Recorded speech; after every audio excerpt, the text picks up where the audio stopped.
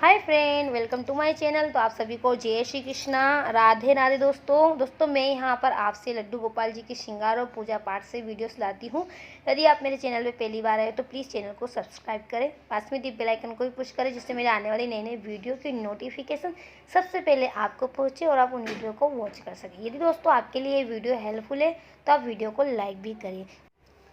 तो आइए दोस्तों जानते हैं कामदा एकादशी कल यानी कि 23 अप्रैल 2021 दिन शुक्रवार को है।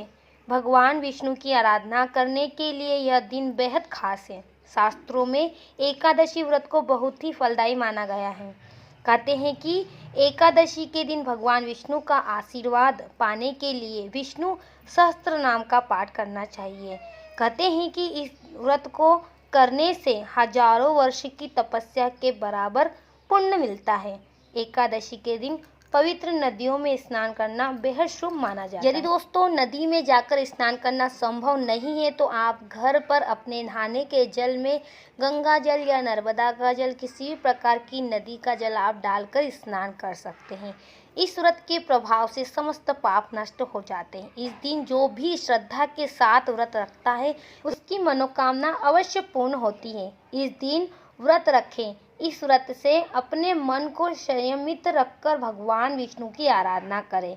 भगवान श्री हरि विष्णु को फल, फूल, दूध, तिल, पंचामृत अर्पित करना चाहिए। एकादशी व्रत की कथा अवश्य सुनना चाहिए दोस्तों।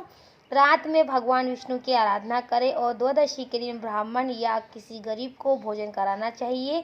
यह एकादशी मनोवांछित फल प्रदान करने वाली है। इस व्रत में विष्णु सहस्त्र नाम का जाप करें। इस व्रत में चावल और अन्य अनाज का उपयोग ना करें। कामदा एकादशी व्रत शुभ मुहूर्त दोस्तों, एकादशी तिथि आरंभ होगी अप्रैल 22, 2021 11:35 पर। एकादशी तिथि समाप्त होगी अप्रैल 23, 2021 को 9:47 पर।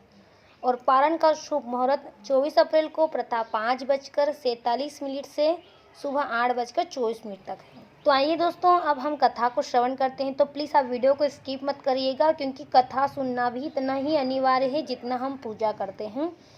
प्राचीन काल में भोगीपुर नामक एक नगर था। वहाँ पर अनेक ऐश्वर्य से युक्त पुंडरीक नाम का एक राजा था, राज्य करता था।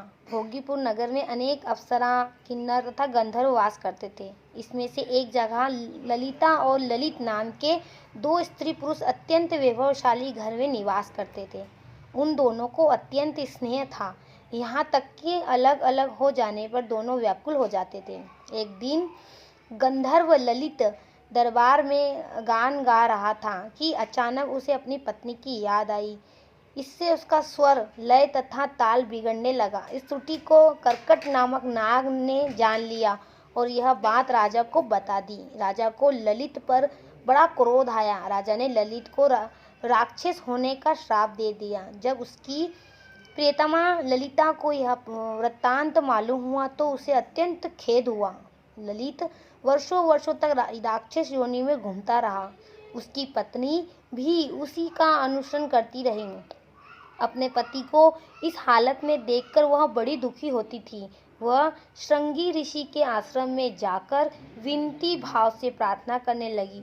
उसे देखकर भृंगी ऋषि बोले कि हे सुभगे, तुम कौन हो और यहाँ किस लिए आई हो? ललिता बोली कि हे मुनि, मेरा नाम ललिता है। मेरे पति राजा पुंडरीक के श्राप से विशालकाय राक्षस हो गए हैं।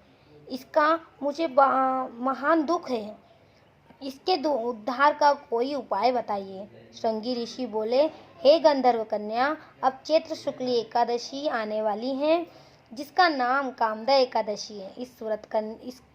इसका व्रत करने से मनुष्य के सब कार्य सिद्ध होते हैं। यदि तुम कामदा एकादशी का व्रत कर उसके पुण्य का फल अपने पति को दे दोगी तो वह शीघ्र ही राक्षस योनि से युक्त हो जाएगा और राजा का श्राप भी अश्वमेव शांत हो जाएगा। ललिता ने मुनि की आज्ञा का पालन किया और एकादशी का फल देते ही उसका पति राक्षस योनि से मुक्त होकर अपने पुराने स्वरूप में प्राप्त हुआ। फिर अनेक सुंदर वस्त्र आभूषण से युक्त होकर ललिता के साथ विहार करते हुए वे दोनों विमान में बैठकर स्वर्गलोक को प्राप्त हुए। ऐसी मान्यता है कि इस व्रत को विधि पूर्वक करने से समस्त पाप नाश हो जाते हैं तथा राक्षस आदि की योनि भी छूट जाती है। संसार में इसके बराबर कोई दूसरा व्रत नहीं है। इसकी कथा पढ़ने या सुनने से वाजपेयी यज्ञ का फल प्राप्त होता है। आई होप दोस्तों आपको ये वीडियो जरूर अच्छा लगा होगा। यदि वीडियो अच्छा लगा हो तो प्लीज़ वीडियो को लाइक करें, शेयर करें, मेरे चैनल को सब्सक्राइब करें। मिलती हूँ आपसे एक नई वीडियो के साथ में। जब तक के लिए आप सभी को जय श्री कृष्णा, राधे राधे दोस्तों। Thank you watching for me. Bye bye guys, bye bye.